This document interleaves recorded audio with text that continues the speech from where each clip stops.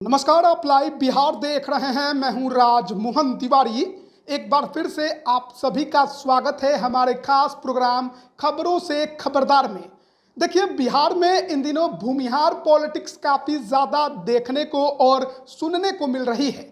जिस तरीके से 2 दिन पहले जहानाबाद में बिहार सरकार के मंत्री अशोक चौधरी ने बयान दिया, उसके बाद पक्ष और विपक्ष दोनों तरफ से उन्हें घेरने की खूब कोशिश की गई। लेकिन जहां एक तरफ जदयू और बीजेपी के भूमिहार नेता अग्रेसिव मोड में थे, वहीं राष्ट्रीय जनता दल इसे अच्छे से भुनाने में अब तक नाकाम रही।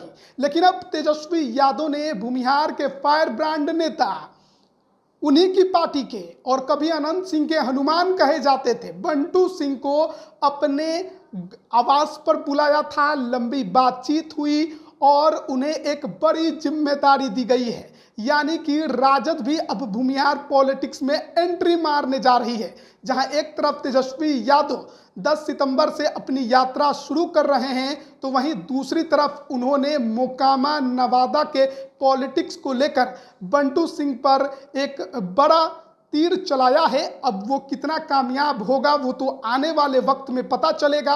बंटू सिंह अनंत सिंह के साथ ही राजद में आए थे, पार्टी में प्रवक्ता के पद पर भी थे, लेकिन लंबे समय तक वो शांत थे, पार्टी ने कोई जिम्मेदारी नहीं दी। लेकिन आज मुलाकात के बाद ऐसा लग रहा है कि अब बंटू सिंह राजद में एक बार फिर से मुखर होकर जनता दल यूनाइटेड के नेताओं पर गरजने और बरसने वाले हैं। विस्तार से चर्चा करेंगे। हमारे साथ बातचीत करने के लिए वरिष्ठ पत्रकार रवि रंजन जी हैं और वरिष्ठ पत्रकार प्रवीण बागी जी हैं। सबसे पहले तो जो भूमिहार पॉलिटिक्स बिहार में इन दिनों अशोक चौधरी ने गरमाया, उसको आप कैसे देख रहे हैं? देखिए, अशोक चौधरी ने अपनी पीड़ा व्यक्त की जहानाबाद की सभा में। वो अति पिछड़ों का शायद सम्मेलन था, उसमें उन्होंने जनता दल यूनाइटेड के कार्यालय, हाँ, जनता दल यूनाइटेड के कार्यालय में था वो। तो वहाँ उन्होंने अपनी पीड़ा कही कि जहानाबाद में जदयू क्यों हारी, इस पर उन्होंने अपनी बात रखी और वो सच भी था। कोई उसमें उन्होंने अतिरंजित बातें नहीं कहीं, मगर भूमिहार जाति के एक वर्ग को वो प्रिय नहीं लगा।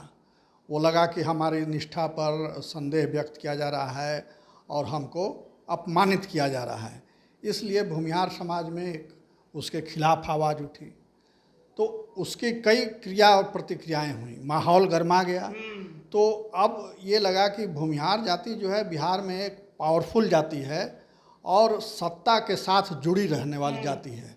जब तक वो कांग्रेस के साथ रही, कांग्रेस सत्ता में रहा, फिर वो बाद में लालू प्रसाद के साथ वो जाति जुड़ी, तो उस समय लालू प्रसाद सत्ता में रहे। फिर लालू प्रसाद के खिलाफ जब समता पार्टी बनी तो समता पार्टी के साथ वो पार्टी जुड़ गई और भाजपा के साथ भी जुड़ी रही है लगातार। तो जिधर जिधर वो करवट लेती रही है, बिहार की राजनीति उधर उलट पलट होती रही है। तो उसी क्रम में इसको अगर जोड़ के देखेंगे तब चीज़ें ज़्यादा स्पष्ट होंगी।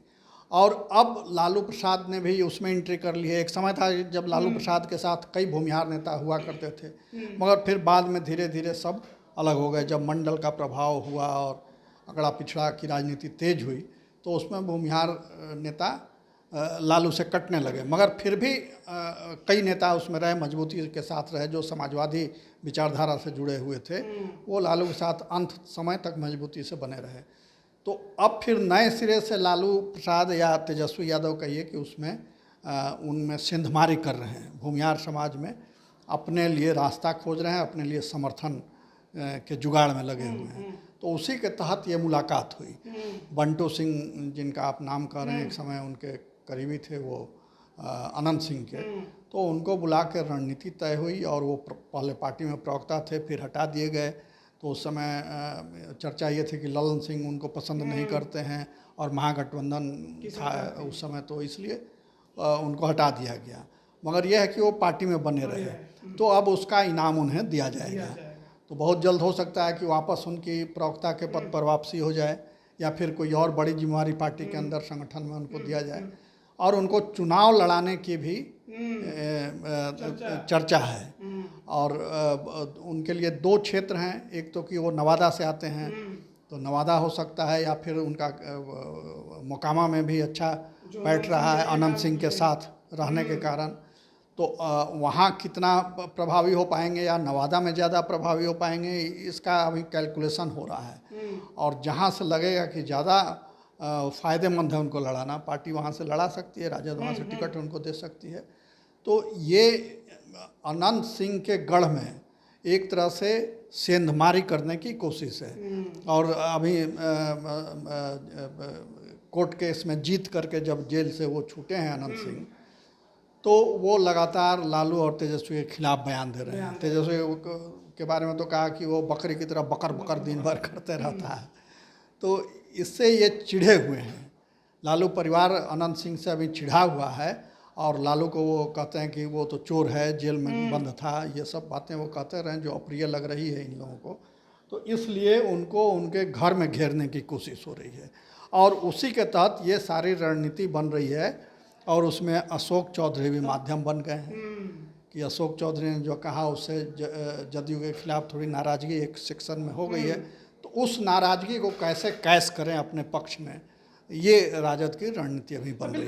बिल्कुल, लोकसभा चुनाव में भी मुन्ना शुक्ला को वैशाली से उतारा गया, भूमिहारों में सेंधमारी की कोशिश की गई और अब जो बंटू सिंह पार्टी में एकदम किनारे कर दिए गए थे, उनसे अचानक मुलाकात हुई। जाहिर तौर पर भूमिहार राजनीति अब राजद के अंदर देखने को तो मिल रही है, लेकिन सवाल ये है कि अशोक महतो जिनकी चर्चा लगातार हो रही है, पहले मुंगेर लोकसभा का चुनाव लड़ाया गया, अति पिछड़ा बनाम आगरा कराने की कोशिश की गई और अब ये भी कहा जा रहा है कि मोकामा में एक बार फिर से अशोक महतो की पत्नी को ही उतारा जाए, लेकिन उसके लिए फील्डिंग करना होगा। अशोक महतो की पत्नी को जिताएगा कौन, वहां पर कार्यकर्ताओं को अनंत सिंह के खिलाफ खड़ा कौन करेगा और इसमें क्या बंटू सिंह का इस्तेमाल हो सकता है? देखिए, इसमें ही बंटू सिंह का इस्तेमाल हो सकता है। मोकामा में अशोक महतो की पत्नी अनीता को ये हो रहा है कि उनको खड़ा किया जाए और अनंत सिंह के जो पुराने साथी हैं, एक कार्तिकेय जिनको एमएलसी उन्होंने बना दिया था उन्होंने, और ये बंटू सिंह अनंत सिंह के करीबी रहे हैं। और अभी जो चर्चा उस इलाके में ज़्यादा है कि अनंत सिंह के करीबी लोग जो हैं उसमें से कई ऐसे हैं जो चाहते हैं कि उनको हराया जाए और कई जो उनसे कट गए। बीच में जब ये जेल चले गए और नीलम जी आ गई, विधायक बन गई, तो नीलम देवी खुद ही लोगों से कटी हुई रही और बाकी लोग भी जो पॉलिटिकल कार्यकर्ता उनके थे वो लोग धीरे धीरे कटते चले गए। वो सब अपने लिए कोई ज़मीन तलाश रहे थे। उसी समय बंटू सिंह भी अपना उनको राजद में जगह मिल गई। तो बंटू सिंह का इस्तेमाल इसी काम में होगा कि वहाँ पर अनंत सिंह को हराने के लिए अशोक महतो की पत्नी को वहाँ पर टिकट दिया जाएगा और बंटू सिंह वहाँ फील्डिंग करेंगे उनको जिताने के लिए। अनंत सिंह के खिलाफ फील्डिंग कर पाएंगे इतना? हाँ, अब यही बात है कि आरजेडी जो भूमिहारों में कोई नेता खोज रही है उसमें उन्होंने बहुत मुश्किल से बंटू सिंह को खोजा है और तो कोई भूमिहार नेता उनके पार्टी में अभी नहीं दिख रहा, कोई कद्दावर नेता फील्डिंग कर सके। मुन्ना शुक्ला भी वहाँ नहीं कर सकते हैं, मुन्ना शुक्ला की वहाँ नहीं चलेगी। मुन्ना शुक्ला भी भूमिहारों के सर्वमान्य नेता नहीं है, तो उनका बिहार में भी प्रभाव नहीं है। अब आरजेडी ने जो बाप समीकरण की बात, एमवाई का बाप, उसमें बहुजन और ये जो है वो अगड़ी है, तो अगड़ी जाति में भूमिहारों पर डोरे डालने की कोशिश हो रही है। 2.86 इस अब की बार के जाति जनगणना में ये बताया गया कि 2.86 ये इनका प्रतिशत है। तो ये एक ऐसा प्रतिशत है ये वोटों का कि वो एक मुश्त कहीं भी चला जाता है तो वो लोग नियम बना लेते हैं कि भाई इसी को देना है तो उसी को देना है, तो भूमिहार कम्युनिटी एक तरफ। लेकिन आप देखिए भारतीय जनता पार्टी में गिरिराज सिंह, ये विजय सिन्हा और ये दो बड़े कद्दावर नेता हैं और इधर कौन है? अभी तक कोई नहीं है, कोई बड़ा नेता इधर नहीं है। जदयू में विजय सिन्हा, ये विजय चौधरी है, बड़े नेता हैं। ललन सिंह हैं, बड़े नेता हैं। नीरज कुमार है। एक नेता जो खाली दिख रहे हैं जिस पर वो डोरे डाल सकते हैं वो जहानाबाद में अरुण बाबू हैं, जो नीतीश कुमार के भी खिलाफ बोलते रहे हैं और अब की बहुजन समाज पार्टी से वो लड़ गए। माने उनके पास अभी कोई बड़ी पार्टी नहीं है, तो हो सकता है कि अरुण बाबू को ये किया जाए, क्योंकि 80 से ज़्यादा 86,000 वोट इस बार लोकसभा चुनाव में वो लेकर आए थे। और अभी जो भूमिहारों को लेकर जो चर्चा छिड़ गई अशोक चौधरी के बाद, उसमें मुखर होकर अरुण बाबू ने बातें की है। तो आरजेडी को एक दिख सकता है। हम ये नहीं कहेंगे अभी तो कोई आधिकारिक बात हुई है, कुछ पता नहीं है, लेकिन वो निश्चित रूप से भूमिहारों को एकत्रित करने की कोशिश कर रहे हैं और पिछले चुनाव से चल रहे हैं। लेकिन चर्चा तो है कि भूमिहारों को साइडलाइन करने की तैयारी, क्योंकि एक तरफ जहां अशोक चौधरी इस तरीके के बयान दे रहे हैं, वहीं केसी त्यागी पार्टी के प्रवक्ता पद से अलग हो गए। केसी त्यागी का मामला कुछ दूसरा था, उनका इस भूमिहार विवाद से कोई लेना देना नहीं है। केसी त्यागी भीतर से खफा से हैं पार्टी से, क्योंकि जो वो डिजर्व करते हैं और जो उनकी क्षमता और योग्यता है उस हिसाब से पार्टी ने उनकी कद्र नहीं की। अब वो दिल्ली में रहते हैं मगर कार्यकारी अध्यक्ष बना दिया गया बिहार से संजय झा को, उन्हें राज्यसभा या लोकसभा में नहीं भेजा गया, कोई और बड़ी जिम्मेवारी नहीं दी गई, तो इसके चलते वो पार्टी से थोड़े से नाराज़ रहते हैं।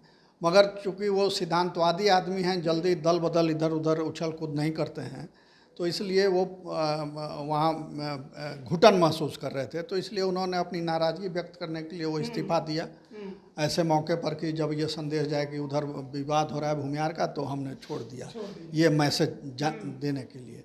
तो छोड़ दिया तो पार्टी पहले से ही चर्चा तो ये भी कि उन पर दबाव दिया गया कि आप इस्तीफ़ा कीजिए, हालांकि दोनों पक्ष इसके लिए इससे इनकार करते हैं, मगर ये कहीं ना कहीं ये ज़रूर है कि उनको ये संकेत दिया गया कि आप छोड़ दीजिए पद।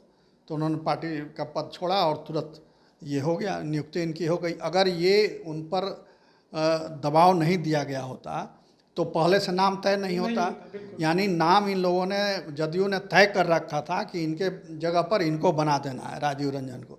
तो इसलिए जैसे ही उन्होंने इस्तीफा दिया, इधर राजीव रंजन प्रसाद को उस पद पर नियुक्त कर दिया गया। मतलब है कि अशोक चौधरी जो कह रहे हैं उसमें थोड़ा तो दम है कि वोट नहीं दिया है भूमिहारों ने, तब इनको साइडलाइन किया जाए। उसी नाव पर सवार होके वो अपनी पतवार खे रहे हैं केसी त्यागी भी, कि भूमिहारों के खिलाफ जो एक अभी चल रहा है। जगदीश शर्मा, हाँ, तो जगदीश शर्मा का तो अब कोई बहुत असर नहीं है और एक तरह से वो बहुत सक्रिय भी नहीं है राजनीति में, अलबत्ता उनके पुत्र जरूर अभी सक्रिय हैं राजनीति में, तो अब वो पुत्र को ही समर्थन करते हैं।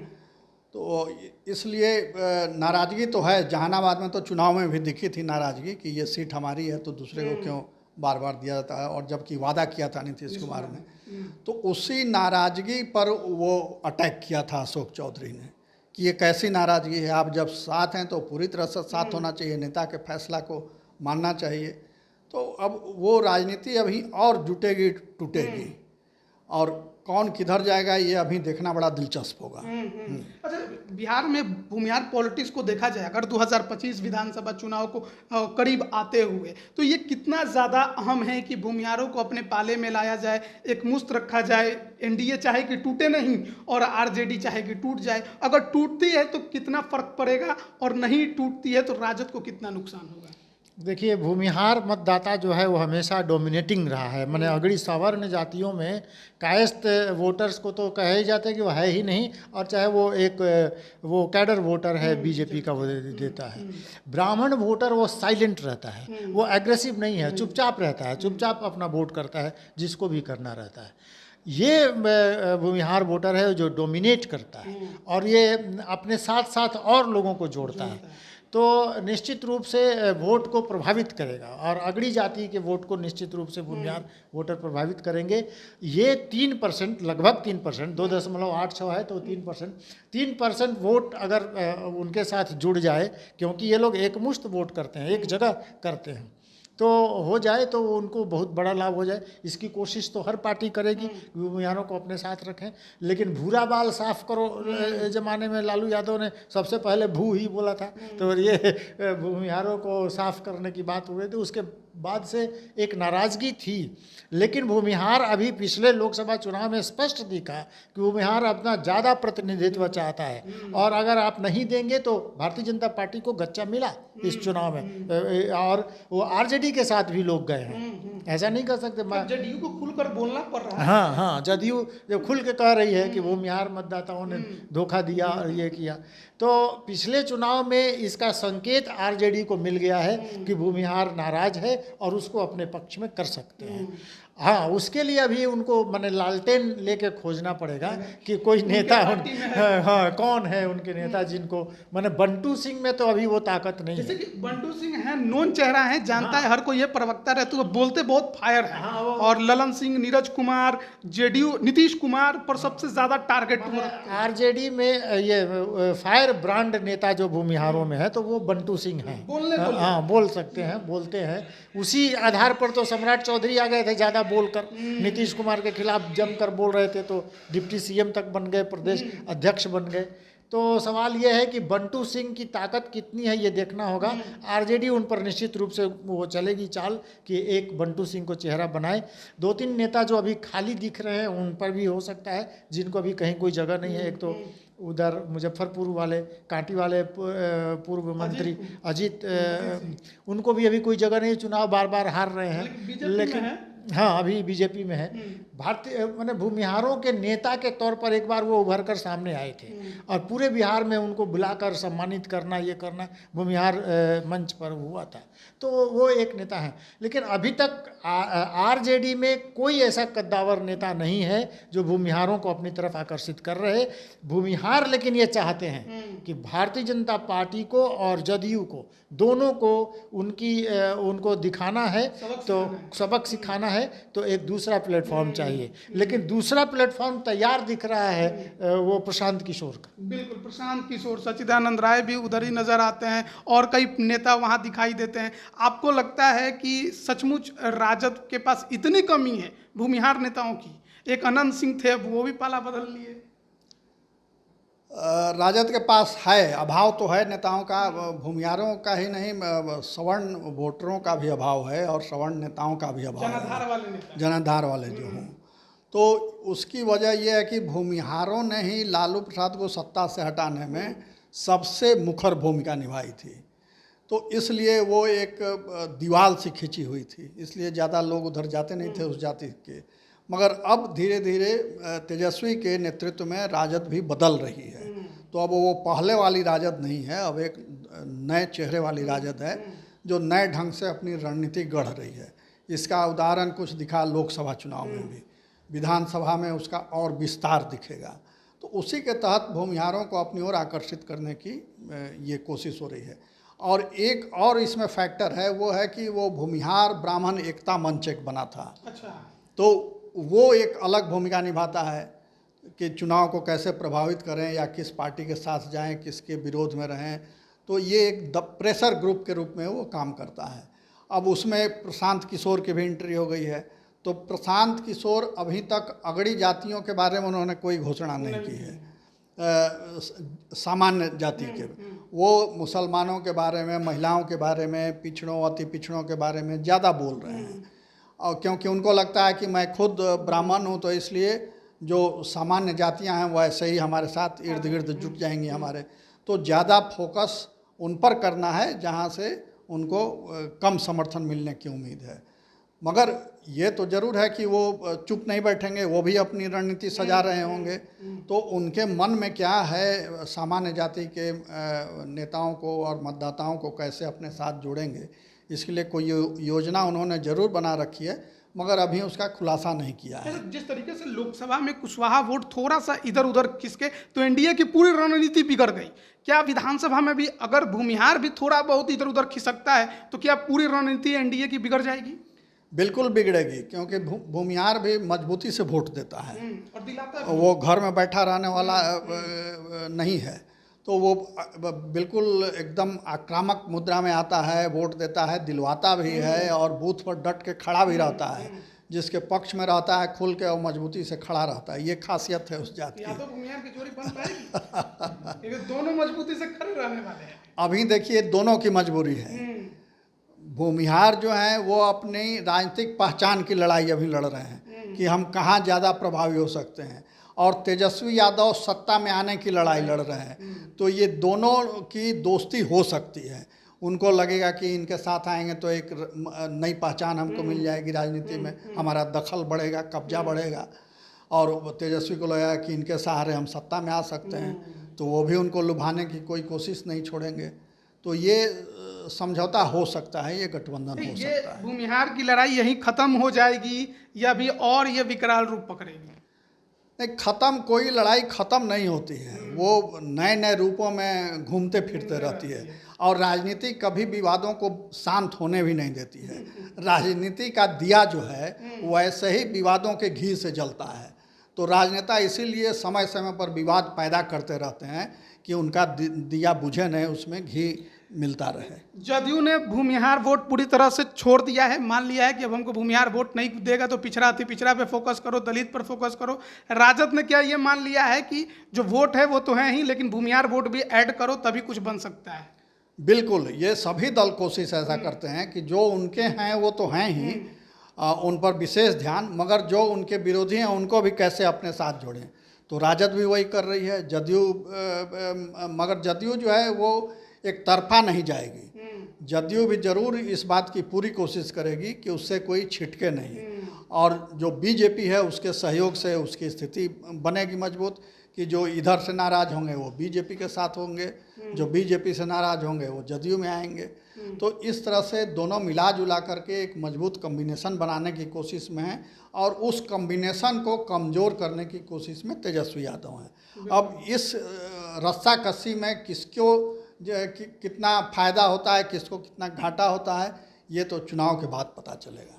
चलिए, अब ये तो देखना होगा कि चुनाव के बाद क्या कुछ होता है, लेकिन फिलहाल बिहार की पॉलिटिक्स में एक बार फिर से भूमिहार काफ़ी ज़्यादा चर्चा में है। चर्चा छेड़ने वाले अशोक चौधरी फिलहाल ज़्यादा इस मैटर पे कुछ बोलना वो नहीं चाह रहे हैं। जानते हैं कि शायद अब वो फंस गए हैं एक बड़ा बयान देकर, और जेडीयू के ही कई नेताओं ने उनको घेरा है। जनता दल यूनाइटेड के अंदर ललन सिंह के साथ उनकी अदावत भी किसी से छिपी नहीं है। अब ये आगे और कौन सा रूप लेगी ये तो देखना होगा। लेकिन वहीं दूसरी तरफ अनंत सिंह के हनुमान कहे जाने वाले बंटू सिंह को आज तेजस्वी यादव ने फोन करके बुलाया, लंबी बातचीत हुई, आश्वासन मिला है कुछ बड़ा देंगे, कहा जा रहा है प्रवक्ता का पद उन्हें मिलेगा। एक बार फिर से एनडीए के नेताओं पर, खासकर ललन सिंह और नीतीश कुमार पर वो आपको गरजते दिखाई देंगे। फिलहाल राजद में कोई ऐसा नेता दिखाई नहीं देता है जो एनडीए के प्रवक्ताओं को, उनके नेताओं के बयानों का काट खोजे, लेकिन बंटू सिंह ने वो काबिलियत पहले दिखाई है,